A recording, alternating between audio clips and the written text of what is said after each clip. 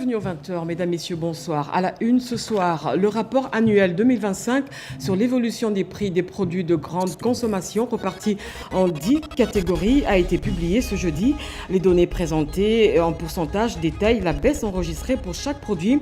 L'objectif est de rassurer les consommateurs congolais sur la protection de leur pouvoir d'achat. Et puis, le Centre d'expertise, d'évaluation et de certification des substances minérales lance à Moussompo dans le Haut-Katanga les échanges techniques sur la valorisation des sous-produits miniers stratégiques. L'objectif est de mieux certifier, tracer et taxer les éléments associés au cuivre et au cobalt. À suivre dans ce journal, ça sera tout pour les titres. Mesdames, Messieurs, bienvenue dans ce journal. En séjour dans le Grand Nord, le président de l'Assemblée nationale est arrivé à Béni ce jeudi. Après avoir présidé le Conseil provincial de sécurité, Aimé Boji s'est adressé à la population portant le message de paix et de solidarité du chef de l'État, Félix Tshisekedi. Une visite placée sous le signe de la cohésion nationale et l'engagement des institutions pour le rétablissement de la paix dans l'Est de la RDC. Anim Balaka et Patrick Badibanga.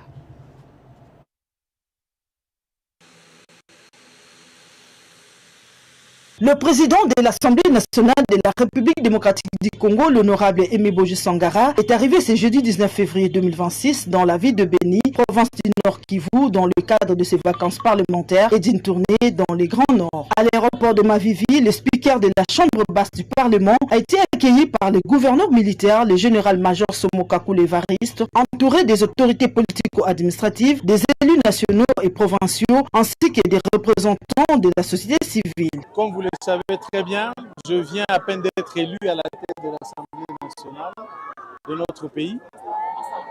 C'était le 13 novembre et ce sont donc nos premières vacances parlementaires. Et pour ces vacances parlementaires, j'ai choisi de venir passer quelques temps ici avec mes compatriotes du Nord Kivu. Je suis ici à Béni dans le Grand Nord et comme vous le savez, c'est une province qui souffre des affres de la guerre, de l'insécurité depuis plusieurs années.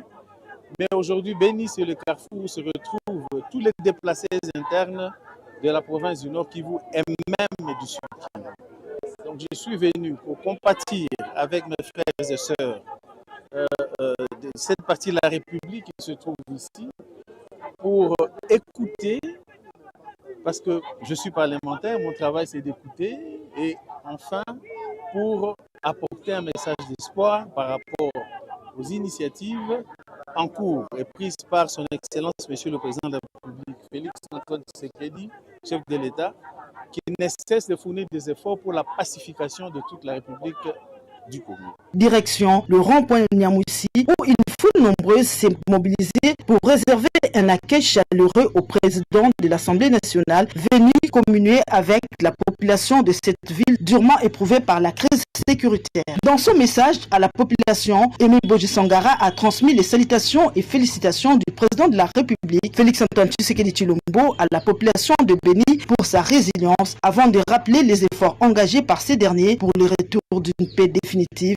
dans cette partie de la République. Après ces meetings populaires, le président de l'Assemblée nationale poursuivra sa mission d'écoute avec les représentants des différentes couches sociales afin de mieux cerner les préoccupations des populations locales. Mais bien avant ces meetings, le président de la Chambre basse du Parlement a présidé le Conseil de sécurité provincial au gouvernorat de la province.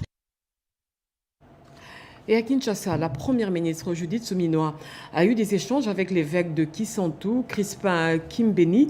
Les deux personnalités ont évoqué l'urgence liée à l'impraticabilité, voilà j'arrive, de la RN1. De son côté, la chef du gouvernement a manifesté une volonté politique d'apporter des réponses concrètes. On écoute l'évêque Crispin Kimbeni au micro d'Emmanuel la commissaire. Comme évêque de Kisantu, je pensais qu'il fallait référer un peu la situation de la population et de la contrée où est situé le diocèse de Kisantu. Donc on a parlé de la situation sociale de l'ancien district d'Alukaya, qui a les limites de mon diocèse.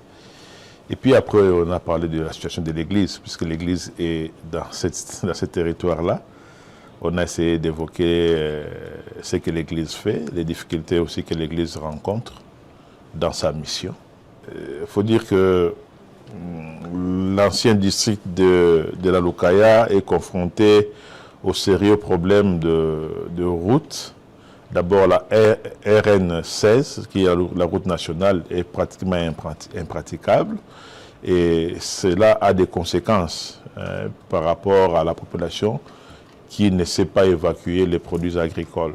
Donc, le problème de route, la nationale, mais aussi les dessertes agricoles. Et là, c'est vraiment un très sérieux problème qu'il faudrait que le gouvernement, dans la mesure du possible, arrive à résoudre. Sachez aussi que les lauréats du Forum du génie scientifique ont reçu les honneurs de la République. Ces derniers ont été décorés au cours d'une cérémonie solennelle présidée par le vice-premier ministre, ministre de la fonction publique, Jean-Pierre Liaou, représentant la première ministre. Regardez.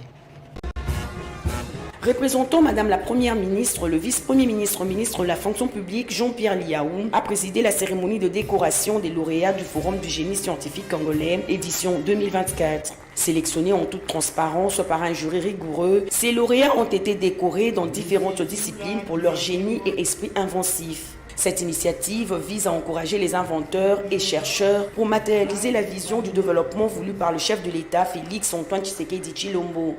En tant que gouvernement, sous la conduite de son Excellence Madame la Première ministre et suivant la vision de son Excellence Monsieur le Président de la République, nous sommes convaincus que la recherche de notre pleine souveraineté devra s'appuyer sur une souveraineté d'abord scientifique, technologique, voire industrielle et numérique.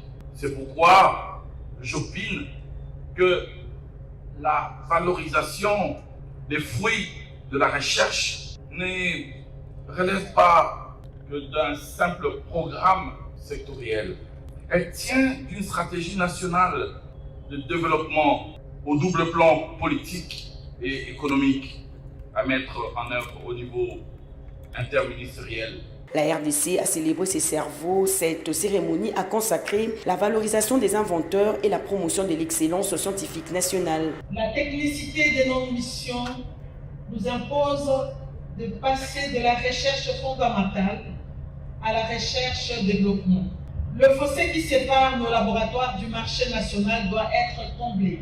C'est pourquoi j'ai instruit l'ensemble des établissements et centres de recherche d'implémenter sans délai des structures de valorisation des résultats de la recherche. Séance tenante, 50 médailles de mérite des arts, sciences et lettres, dont 10 en or, ont été décernées aux lauréats. La Commission électorale nationale indépendante a officiellement remis devant le vice-premier ministre, ministre de l'Intérieur, le fichier électoral 2022 à l'Office national d'identification de la population, marquant une étape clé vers la constitution du fichier général de la population, une remise qui relance la mutualisation des bases de données entre les deux institutions. Bobanan Mokonzi nous en dit plus. Vers l'identification des Congolais à travers les territoires tels que recommandés par le chef de l'État, Félix Antoine Tshisekedi Tshilombo. Le président de la CENI, Denis Kadima, a remis officiellement les fichiers électoraux des électeurs enrôlés en cours de l'année 2022 à l'Office national de l'identification de la population en vue de la constitution du fichier général de la population en République démocratique du Congo. Il est important de rappeler, avec clarté et pédagogie, la nature même du fichier électoral qui concerne exclusivement les citoyens âgés d'au moins 16 ans au moment de l'enrôlement en 2022. Il est donc indispensable d'en retirer les personnes décédées, de prendre en compte les changements de résidence et d'y intégrer les citoyens devenus majeurs après l'opération d'enrôlement de 2022. La cérémonie, supervisée par le vice-premier ministre, ministre de l'Intérieur et Sécurité, Jacquemain Tchabani, a rappelé au directeur général de l'ONIP, Richard Ilunga, qu'en recevant ces données, son institution assume une responsabilité majeure pour mettre fin à une anomalie depuis des 4 décennies. Cette réforme s'inscrit dans la vision globale de modernisation de l'État, portée par le programme d'action du gouvernement, la stratégie nationale de digitalisation et les engagements internationaux de la République démocratique du Congo en matière de gouvernance et de sécurité. C'est dire qu'il ne s'agit donc pas d'un simple transfert technique, mais effectivement d'un acte fondateur et précurseur d'une nouvelle politique d'identification de la population en République démocratique du Congo. Ce fichier électoral, constitué lors de la dernière opération d'enrôlement, servira de base technique pour appuyer l'identification systémique des citoyens congolais. Cette remise du fichier marque une nouvelle ère dans la collaboration entre la CENI et l'ONIP, ces derniers jouant le rôle de levier essentiel pour la modernisation de l'état civil et de la planification des politiques publiques en République démocratique du Congo. La réunion stratégique du comité de pilotage du groupe thématique climat des affaires, partenariat public-privé, promotion des investissements et de l'emploi s'est tenue ce jeudi au Fleuve Congo Hotel. Au cœur des échanges, la présentation des résultats de la RDC dans le rapport Business Ready 2026 de la Banque mondiale. Yvette Makoutima. Climat des affaires, la République démocratique du Congo se met en mode compétitivité. Kinshasa veut changer d'échelle. Le ministre d'État au plan et de la coordination de l'aide au développement, Guylaine Mbombouizia, a procédé au lancement des travaux du comité de pilotage du groupe thématique Climat des affaires, partenariat public-privé, promotion des investissements et de l'emploi. L'amélioration du climat des affaires continue à être une priorité stratégique du gouvernement. Elle s'inscrit pleinement dans la vision de son Excellence M. Félix-Antoine Tshisekedi Tshilombo, président de la République, chef de l'État, visant à faire de la République démocratique du Congo une économie émergente, diversifiée, attractive et compétitive. Le but poursuivi est d'analyser les performances de la RDC dans les rapports Business Ready 2025 de la Banque mondiale, le nouveau baromètre mondial de l'environnement des affaires à travers ces trois piliers, le cadre réglementaire, la qualité des services publics et l'efficacité opérationnelle. La publication de ce rapport est un tournant décisif pour la République démocratique du Congo, qui désormais fera partie des économies qui sont évaluées et dont la prochaine édition est prévue pour la fin de cette année, donc décembre 2026, édition qui couvrira près de 180 économies au monde. Autour de la table, ministres réformateurs, partenaires techniques et financiers, secteur privé et experts. À travers cette coordination interinstitutionnelle, le gouvernement veut passer du diagnostic aux résultats concrets, plus d'investissements, plus d'entreprises, plus d'emplois durables. La RDC abrite depuis ce matin la conférence des régulateurs de l'Assemblée de l'autorité des régulateurs de télécommunications des pays d'Afrique centrale. Les travaux ont réuni les responsables des instances de régulation de la sous-région autour des enjeux liés à la gouvernance numérique. Guy Matundu et Guilain Mukungo pour ce reportage.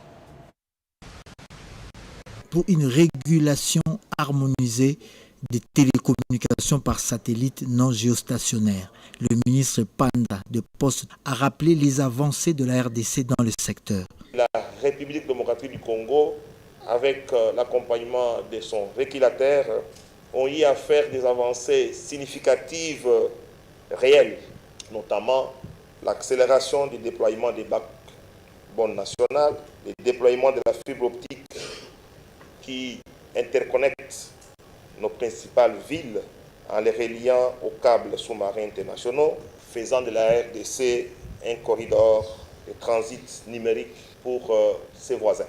Le président de l'autorité de régulation de la RDC et président exécutif de l'Assemblée des pays de la sous-région, M. Christian Katende, a circonscrit la session du jour.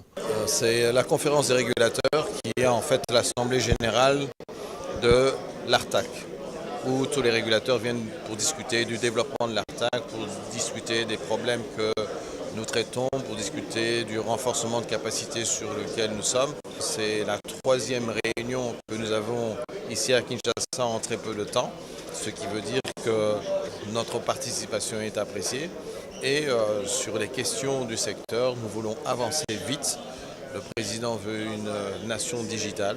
Participer à ces réunions devrait donner du résultat et la stimulation pour le résultat est quelque chose qu'il faut absolument obtenir. Cette conférence a permis à la République démocratique du Congo et au Gabon de signer un protocole d'accord sur le roaming.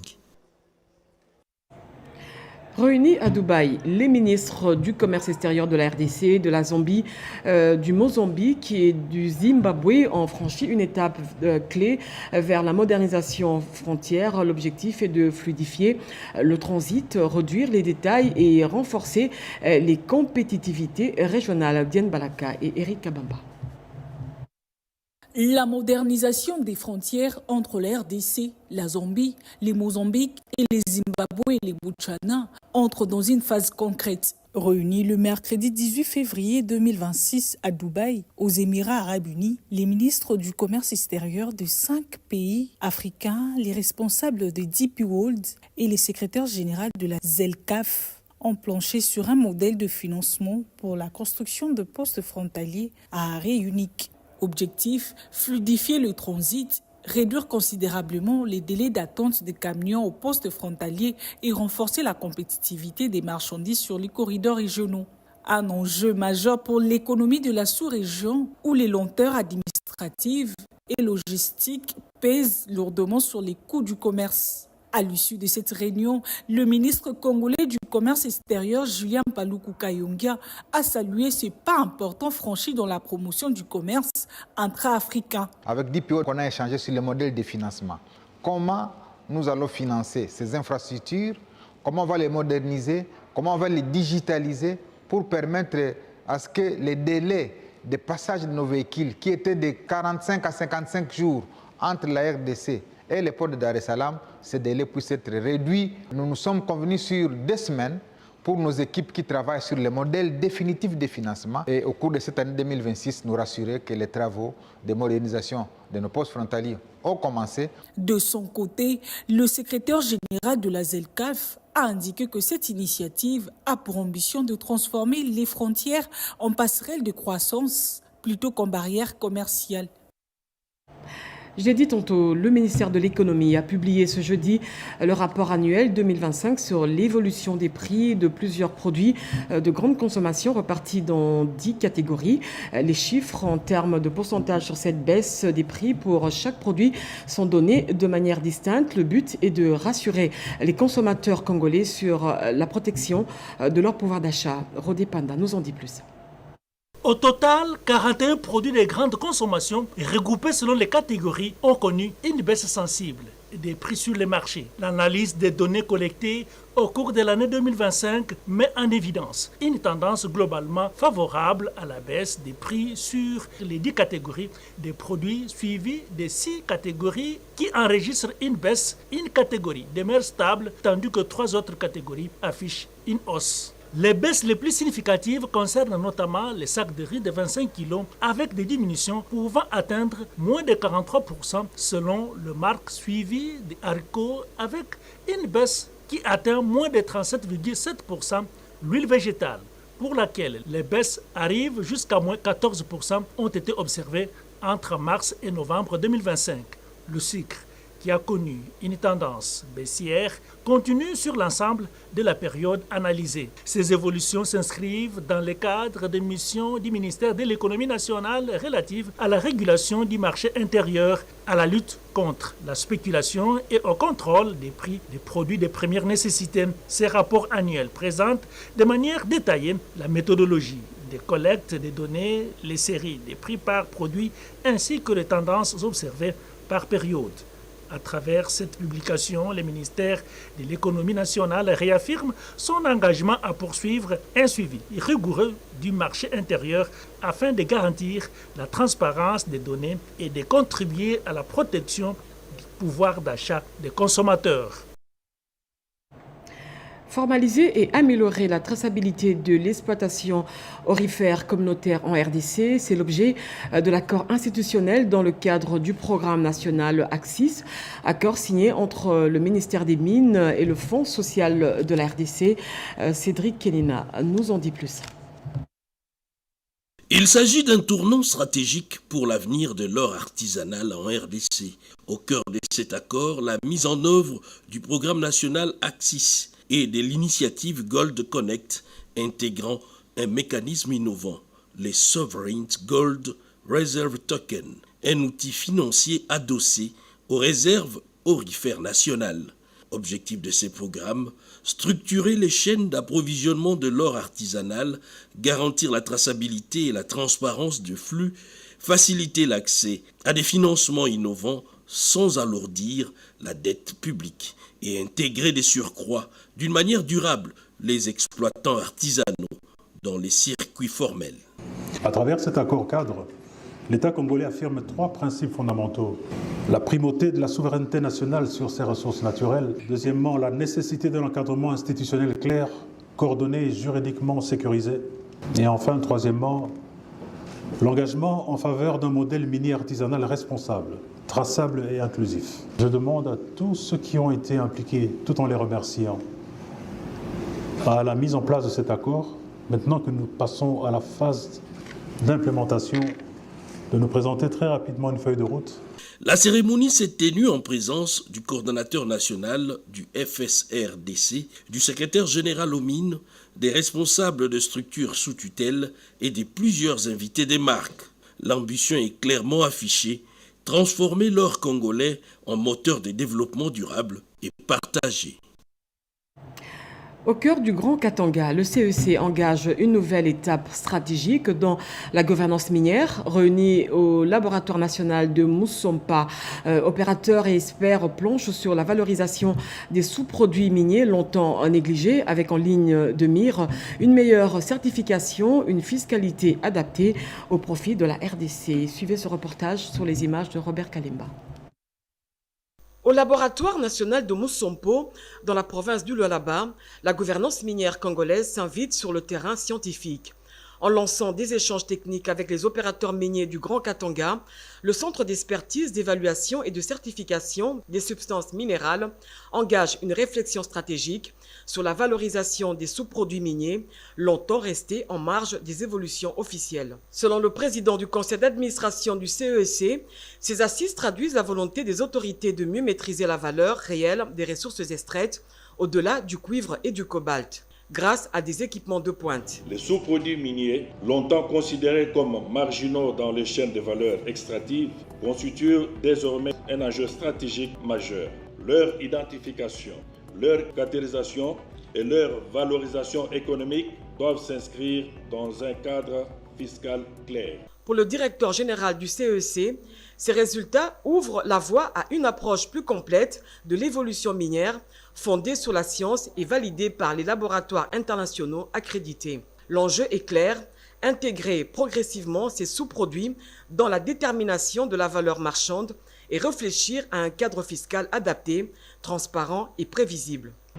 Ces analyses ont porté sur 6 matrices principales de la filière cuivre-cobalt. Le concentré de cuivre, le concentré de cobalt, le concentré mixte de cuivre-cobalt et ont permis d'identifier au-delà des métaux principaux déclarés la présence récurrente d'éléments associés présentant un intérêt stratégique.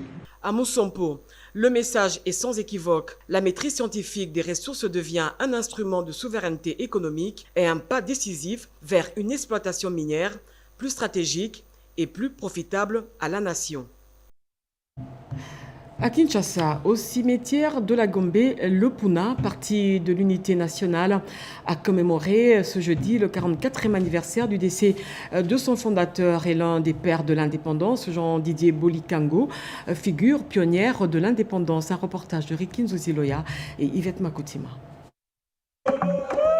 Dès la matinée de ce jeudi 19 février 2026, députés nationaux, sénateurs, mandataires publics, cadres du Parti de l'Unité nationale Puna et membres du cabinet du vice-ministre au budget se sont réunis dans un climat de recueillement. À 11h, l'arrivée au cimetière de la Gombe de l'autorité morale du parti, Élisée Bokumwana Maposo, a marqué les débuts de la cérémonie officielle marquant 44 ans de disparition du fondateur du Puna, Jean-Didier Bolikango Akpolo Kaka. Au programme, dépôt des gerbes de fleurs et absoutes religieuses en mémoire de Jean-Didier Bolikango, qui demeure une référence majeure de l'histoire politique nationale de la République démocratique du Congo. Il est père de l'indépendance, il est le formateur des élites Congolais, c'était une icône pour la République démocratique du Congo. Et nous sommes dans ces lignées, nous allons faire un monument pour ce grand homme. L'autorité morale a également replacé cet héritage dans le contexte actuel, saluant les efforts du chef de l'État, Félix-Antoine Tshisekedi Tshilombo, pour sortir la RDC des turbulences et relever les défis nationaux.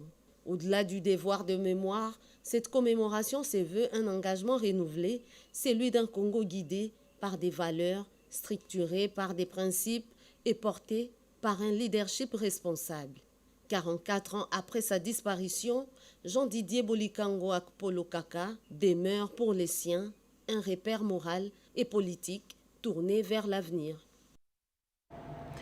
Julie Chikou, ministre du portefeuille, a porté la voix de la RDC au Mining Indaba 2026 qui s'est tenu à Cape Town, soulignant l'engagement de l'État dans la gouvernance, la transformation des entreprises publiques et le renforcement des partenariats durables. Regardez.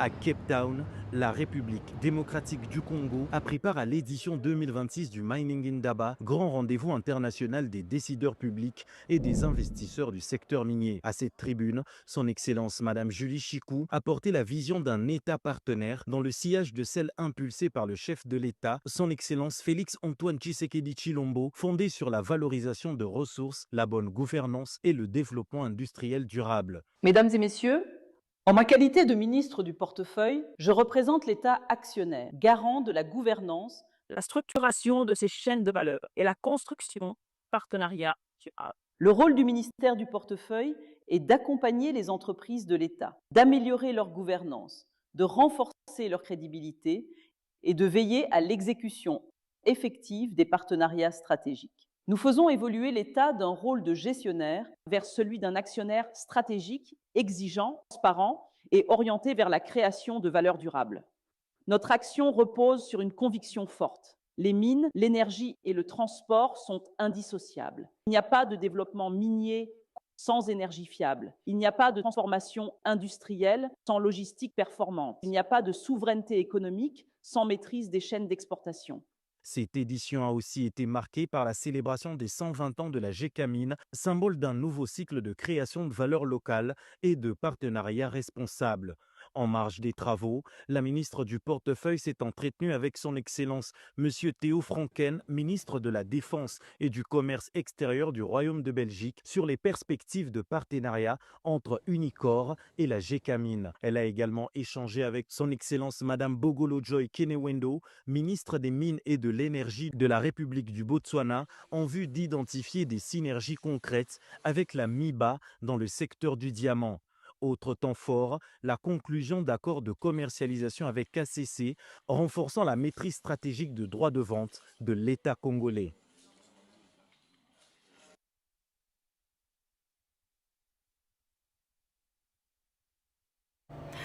Restons toujours à Cape Town, où la ministre du portefeuille a encouragé les entreprises qui subissent une restructuration profonde à donner le meilleur d'elles-mêmes pour sortir du gouffre et contribuer au développement du pays. C'est le cas de LMC, dont les autorités sont dans la vision du président de la République, Félix Tshisekedi, celui de devenir des entreprises viables. Angèle Mabiala.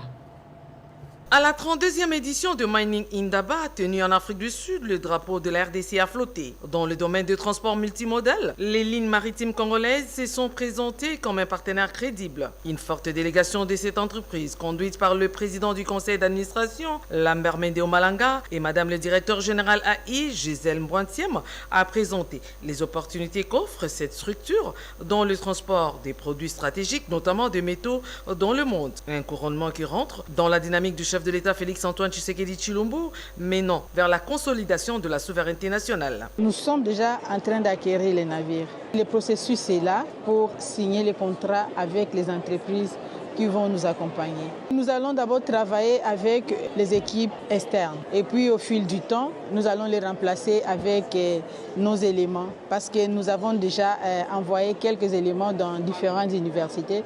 Par exemple, à Dar es Salaam, il y a nos jeunes qui sont en train déjà d'être formés. Bientôt là, l'LMC va sortir de son gouffre il va revenir à la surface avec des navires pour redonner quand même ce souffle nouveau. Le besoin d'avoir un armateur battant pavillon congolais sur les océans impose au gouvernement congolais un soutien substantiel aux lignes maritimes congolaises. Et à Kinshasa, la justice transitionnelle, une des clés d'une paix durable dans l'Est de la RDC. Les accords de Washington sont un moyen d'y parvenir. À l'initiative de la Fondation Calixte Mounana, une conférence débat a eu lieu sur cette question. Un reportage d'Edith Chala.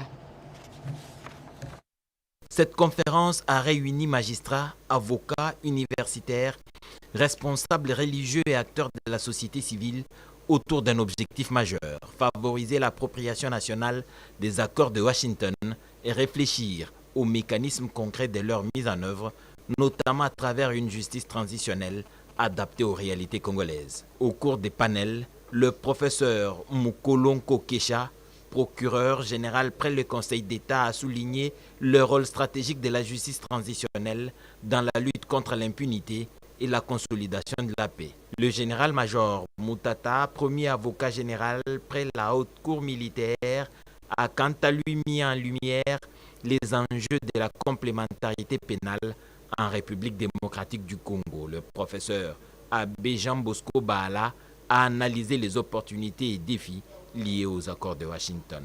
Les intervenants envisagent la création d'une juridiction spéciale capable de juger les crimes commis dans l'Est de la République démocratique du Congo et de garantir la réparation des victimes, condition essentielle d'une véritable réconciliation nationale. Nathalie Aziza Mounana, présidente de la Fondation Calixte Mounana, plaide pour une collaboration renforcée entre les institutions publiques, la société civile et la communauté de base. Je tiens à exprimer ma profonde gratitude et mon soutien inébranlable à son Excellence, Monsieur le Président de la République, Félix Antoine Tshisekedi Tshilombo, chef de l'État, pour son dévouement constant consacré à l'instauration de la paix durable, au renforcement de la sécurité, à l'unité nationale. À travers cette initiative, la présidente de la Fondation Calixte Mounana a remis un lot important de Bibles, plusieurs cartons de rames de papier et stylos pour encourager le corps judiciaire dans les loyaux services de paix. De la rue au champ, de la violence à la production, Jean-Marie Loukoulassi, à travers le G24, passe à l'offensive avec le lancement de son ambitieux projet de transformation agroalimentaire, base d'une réinsertion des ex-colonats dans la société. Sandra Nyangui, Charmant Lelo.